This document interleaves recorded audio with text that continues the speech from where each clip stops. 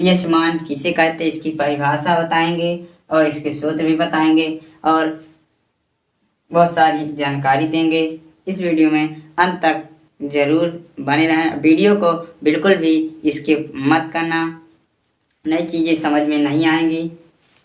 चलिए देखते हैं। नंबर 1 है पीएच मान किसे कहते हैं। क्या है पीएच मान किसे कहते हैं? तो उत्तर है इसका कि हाइड्रोजन आयनों के मोल प्रति लीटर, क्या कह रहा है कि हाइड्रोजन आयनों के मोल प्रति लीटर के लघुगणक, क्या कह रहा है कि मोल प्रति लीटर के ऋणात्मक लघुगणक को पीएच मान कहते हैं। क्या कहते हैं? इसमें लघुगणक को पीएच मान कहते हैं, परंतु ऋणात्मक लघुगणक को पीएच मान कहते हैं। इसका सूत्र होता है पीएच प्लस, क्या पीएच प्लस बराबर 10 माइनस पीएच होता है। दूसरा है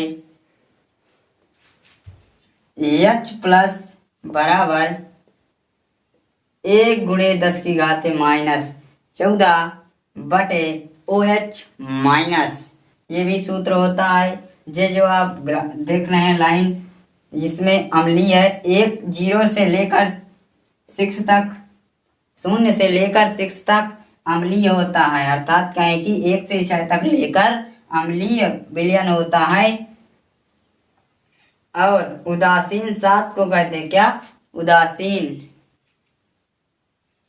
और 8 से लेकर के 14 तक क्षारीय होता है। आपसे क्वेश्चन पूछा जाएगा, ऐसे पूछा जाएगा कि किसी विलयन का मान 5 है, उसकी प्रकृति क्या होगी?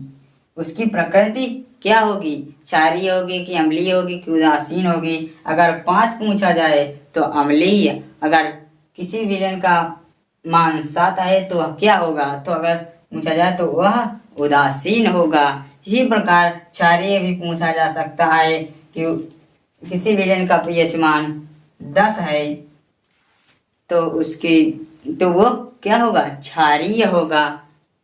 आज हम बात करने वाले हैं प्लास्टर ऑफ पेरिस की 7 हेडिंगों के बारे में। और यह मैं बता भी चुका हूँ कि आपके परीक्षा में 3 नंबर के क्वेश्चन पूछा जा सकता है, या पूछा जाता है, पूछा भी कई बार गया है। तो आप इसे जरूर देखें। और अभी हम और कराएंगे धावन सोडा और विरंजक चूर्ण का भी कराएंगे, और हमने खाने का सोडा को करा दिया है, आप उसे जरूर देख लेना। अब हम बताने वाले हैं प्लास्टर ऑफ पेरिस। साधारण नाम प्लास्टर ऑफ पेरिस क्या है? प्लास्टर ऑफ पेरिस अणु सूत्र CaSO4 इंटू 1/2H2O। इसका सूत्र होता है CaSO4 इंटू 1/2H2O। यहाँ तक समझ में आ गया होगा। कितना सिंपल है ये, देखिए। रासायनिक नाम, इसका रासायनिक नाम है Ca से आपको पता होगा कैल्शियम होता है, तो बस कैल्शियम हो गया। SO4 से सल्फेट होता है, इसको बोलते हैं 1/2 को हेमी, H2O को इसको बोल देंगे हेमी हाइड्रेट। कितना सिंपल हुआ। तो कैल्शियम सल्फेट हेमी हाइड्रेट इसका रासायनिक नाम हो गया।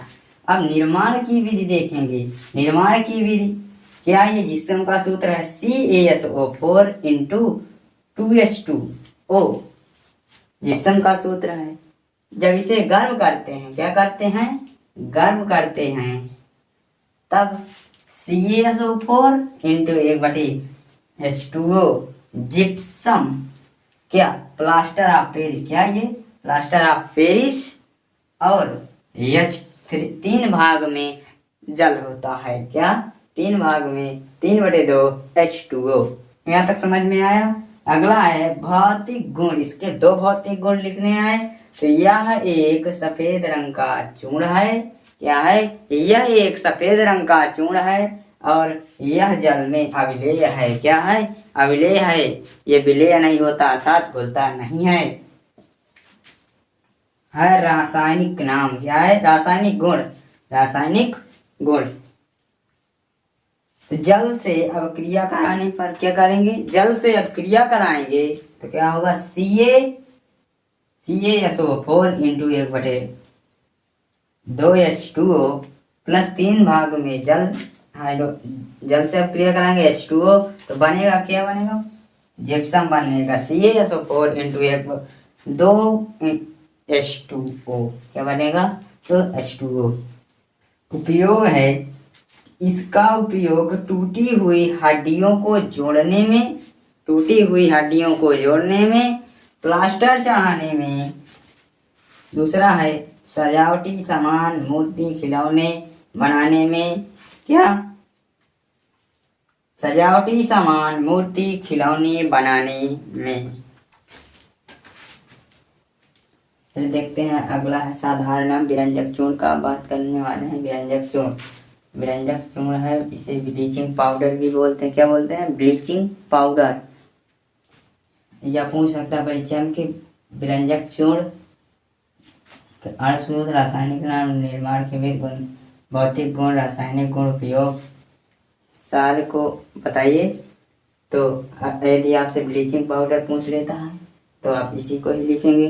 ठीक है, यहाँ तक समझ में आया। देखते हैं इसका अणुसूत्र CaOCl2 क्या होता है। इसका अणुसूत्र CaOCl2 होता है। इसका रासायनिक नाम होता है कैल्शियम हाइपोक्लोराइट। क्या होता है, कैल्शियम हाइपोक्लोराइट होता है,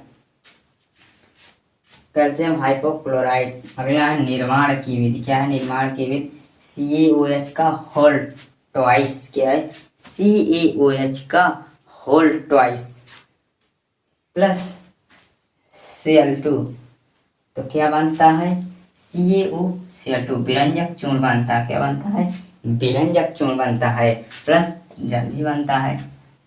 भौतिक गुण, पहला है यह एक हल्के पीले रंग का चूर्ण है। क्या भौतिक गुण है, इसका गुण क्या है भौतिक, यह एक हल्के पीले रंग का चूर्ण है। यह जल में अल्प विलेय, ना ही पूरा घुलता है और यानी कि आधा घुल जाता है और आधा बच जाता है। अविलेय है, अल्प विलेय है, अल्प विलेय, अविलेय नहीं है। ठीक है, यहाँ तक समझ में आया। अब है रासायनिक गुण। कार्बन डाइऑक्साइड ऑक्साइड से अभिक्रिया कराने पर, क्या अभिक्रिया कराने पर, तो CaOCl2 CO2 से कार्बन डाइऑक्साइड से क्रिया कराएंगे तो बनेगा CaCO3 बनेगा प्लस O2 बनेगा, प्लस O2 बनेगा। उपयोग है नंबर 1 चीनी को सफ़ेद बनाने में, जो चीनी होती है उसको सफ़ेद बनाने में। दूसरा क्लोरोफॉर्म के निर्माण में। तीसरा है जल के शुद्धिकरण में, अर्थात जल को शुद्ध करने के लिए का उपयोग किया जाता है। और चौथा है जीवाणुनाशक के रूप में, इसके जीवाणुनाशक के रूप में। तो यहाँ तक समझ में आ गया होगा। अब हम बताएंगे धावन सोडा क्या है। साधारण नाम धावन सोडा है। इसका अणुसूत्र क्या है, अणुसूत्र यानी A2CO3 इंटू 10H2O क्या है, 10H2O। रासायनिक नाम क्या है, रासायनिक नाम सोडियम कार्बोनेट डेकाहाइड्रेट। क्या है, सोडियम कार्बोनेट डेकाहाइड्रेट। निर्माण की विधि, इसको प्राप्त कैसे करते हैं था, निर्माण कैसे होता है इसका, यानी A2CO3 इंटू 10H2O मतलब जल, 10 भाग जल होगा, बनेगा यानी A2CO3 इंटू 10H2O। इसका धावन सोडा का सूत्र है। भौतिक गुण क्या है, अब भौतिक गुण नंबर 1 यह एक सफेद रंग का गंधहीन पारदर्शी क्रिस्टलीय ठोस पदार्थ है। क्या है, यह एक सफेद रंग का रंगहीन पारदर्शी क्रिस्टलीयकृत ठोस पदार्थ है। दूसरा है इसकी प्रकृति जो होती है वो क्षारीय होती, कैसी होती है, क्षारीय होती है। रासायनिक गुण क्या, रासायनिक गुण, रासायनिक गुण तो Na2CO3 इंटू में क्या 10H2O, सिवाय में खुला छोड़ देंगे तो बनेगा Na2CO3 इंटू H2O प्लस क्या बनेगा 9 भाग में बनेगा H2O।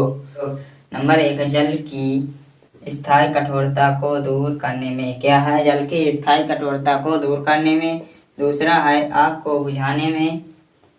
तीसरा है साबुन कपड़ा पेपर आदि बनाने में, क्या साबुन कपड़ा पेपर आदि बनाने में। अम्ल के रासायनिक गुण, क्या है अम्ल के रासायनिक गुण।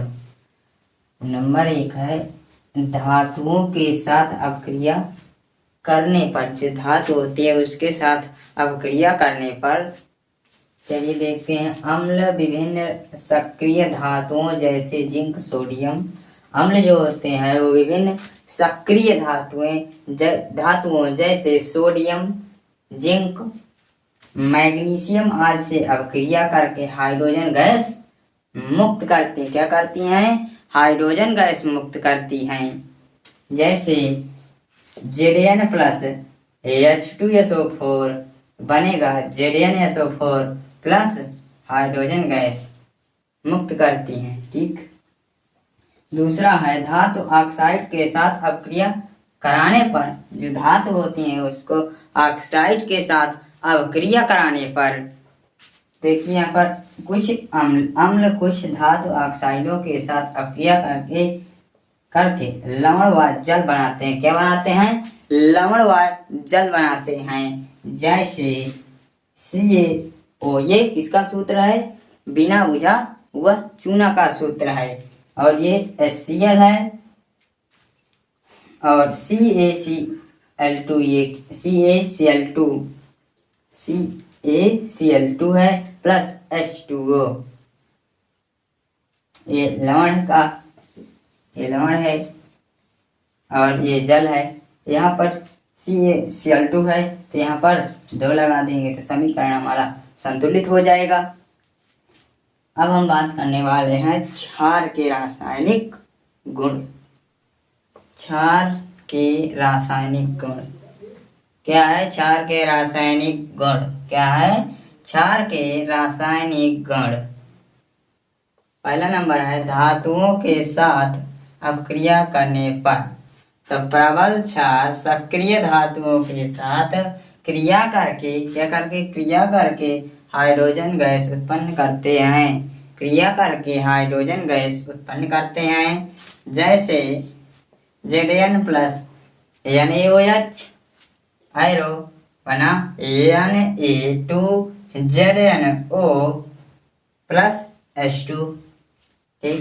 दूसरा है क्षार धातु ऑक्साइड से अपक्रिया करने पर या कराने पर, तो क्षार धातुओं के साथ अपक्रिया करके लवण व जल बनाती हैं।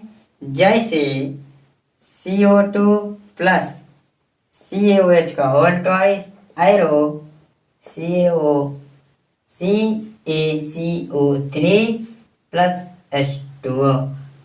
यहाँ तक आपको समझ में आ गया होगा।